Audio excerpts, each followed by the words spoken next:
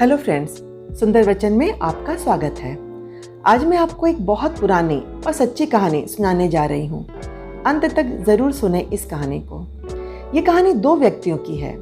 दोनों व्यक्ति एक ब्रांडेड शूज की कंपनी में सेल्स मैनेजर की पोस्ट में काम कर रहे थे। दोनों ही एक ही कॉलेज के थे। साथ में ही उनकी कैंपस प्लेसमेंट से उनकी जॉब लगी थी। अपना काम ठीक ठाक संभाल भी रहे थे वो, लेकिन दोनों के नेचर, एटीट्यूड, माइंडसेट में बहुत फर्क था। चलो, एक व्यक्ति का नाम हम प्रकाश और दूसरे का नाम हम निराश रख देते हैं। प्रकाश हमेशा खुश रहने वाला, कुछ ना कुछ सीखते रहने वाला व्यक्ति था। वो बहुत आशावादी था। उसका माइंडसेट या सोच बहुत पॉजिटिव थी। वो हर प्रॉब्लम्स को एक्सेप्ट करता था और अपनी सोच और बुद्धि से उसे सॉल्व भी करता था। वहीं निराश जी हमेशा उदास रहने वाले, हर बात पे गलतियां निकालने वाले और नेगेटिव सोच के मालिक थे। उसे कुछ भी सही नहीं लगता था। निराश पूरी तरह से निराशावादी ही था। उसे गलतियां ढूंढ ढूंढ के निकालने में ही आनंद आता था। वो काफी नेगेटिव हो चुका था। उसके मन में क्रोध था, जलन थी सबके खिलाफ, जिंदगी के खिलाफ।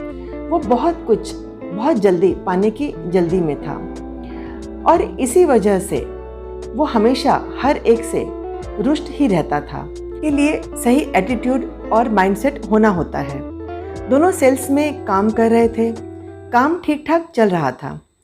एक दिन उनके कंपनी के मालिक ने उन दोनों को अपने कैबिन में बुलाया और कहा, आपके लिए बहुत खुशी की बात है।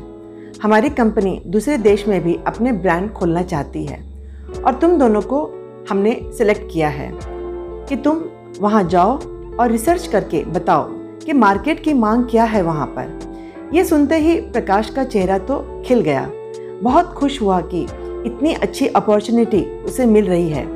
इतनी सारे लोगों में उसे सिलेक्ट किया गया है। जरूर उसमें कुछ खास बात होगी। बहुत खुश था वो।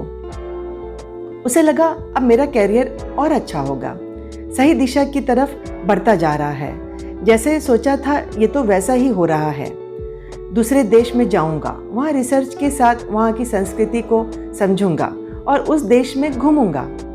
सबसे पहले बॉस ने उन्हें अफ्रीका जाने का ऑफर दिया। वहीं निराश भाई, ये सुनते ही उनकी भवें चढ़ गई।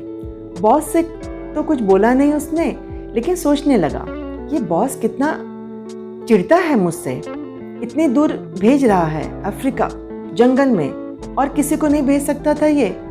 अब जाओ वहां पर रहो, ना अपनी भाषा ना अपने लोग, जंगल, मच्छर, गरीबी, और वहां ये बॉस कंपनी खोलना चाहता है और मुझे चुना वहां के लिए। कोई अच्छा काम नहीं दे सकता था ये बॉस मुझे।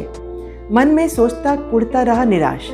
खैर, दोनों सही टाइम पे निकल गए। एक खुशी खुशी एक्साइटमेंट से भरपूर और दूसरा अनमने रुष्ट भाव से भरपूर। वहां पहुंचे। दोनों ने अपनी अपनी तरह से मार्केट का जायजा लिया। रिपोर्ट तैयार की। एक हफ्ते के बाद उस रिपोर्ट को टेलीग्राम द्वारा भेजा। निराश ने अपनी रिपोर्ट में लिखा था, ये ट्रिप पूरी तरह से कंपनी और मेरे टाइम की बर्बादी थी।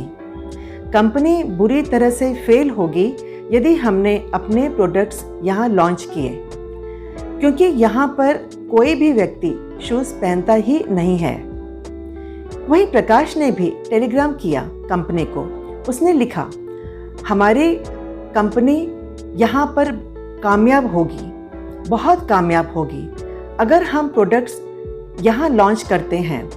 ये ग्रेट अपॉर्चुनिटी होगी क्योंकि यहाँ अभी तक कोई जूते पहनता ही नहीं है। हम पूरे देश को जूते बेच सकते हैं। यहाँ हमारा कोई कॉम्पिटिटर भी नहीं है। हम अकेले ही होंगे इस फील्ड में और हमारा कॉस्ट ऑफ प्रोडक्शन भी बहुत कम होगा। ये प्रकाश की रिपोर्ट थी।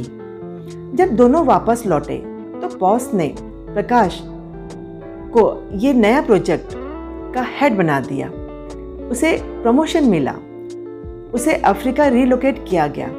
बहुत सारी फैसिलिटीज मिली। प्रकाश बहुत खुश था। वो चाहता भी था इस तरह की कोई अपॉर्चुनिटी उसे कुछ नया कर दिखाने का चैलेंज मिला। वहीं निराश अपनी उसी पुरानी जॉब में था, उसी डल रूटीन के साथ, उन्हीं शिकायतों के साथ।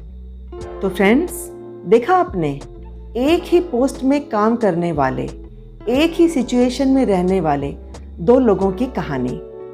प्रकाश ने आने वाली अपॉर्चुनिटी का खुशी खुशी स्वागत किया। ये उसके सोच और सही एटीट्यूड का कमाल था। वहीं निराश जी अपनी दबी पिछड़ी सोच, गलत एटीट्यूड के चलते आने वाले सारी अपॉर्चुनिटीज़ को खुद अपने पैरों तले दबा डाला। हमें सही माइंडसेट तय करना चाहिए अपने लिए। अपॉर्चुनिटीज़ मिलते ही उस पर काम करना चाहिए, आगे बढ़ना चाहिए, ना कि निराश जैसे बहाने बनाकर टालना चाहिए और बाद में पूरी दुनिया को दोषी ठहराते हुए अपनी किस्मत पे रोते रहना चाहिए। किसी ने कहा है, नज़र को बदलो तो नज़ारे बदल जाते हैं, सोच को बदलो तो सितारे बदल जाते हैं। कश्तियाँ बदलने की ज़रूरत नहीं, दिशा को बदलो तो किनारे खुद ब खुद बदल जाते हैं। तो फ्रेंड्स, फिर मिलेंगे एक नए विषय के साथ। आपको अगर ये वीडियो अच्छा लगा हो तो प्लीज़ लाइक और सब्सक्राइब ज़रूर करें और कमेंट सेक्शन में बताएं कि क्या सोचते हैं आप अपने माइंडसेट के विषय में। आपका दिन शुभ हो।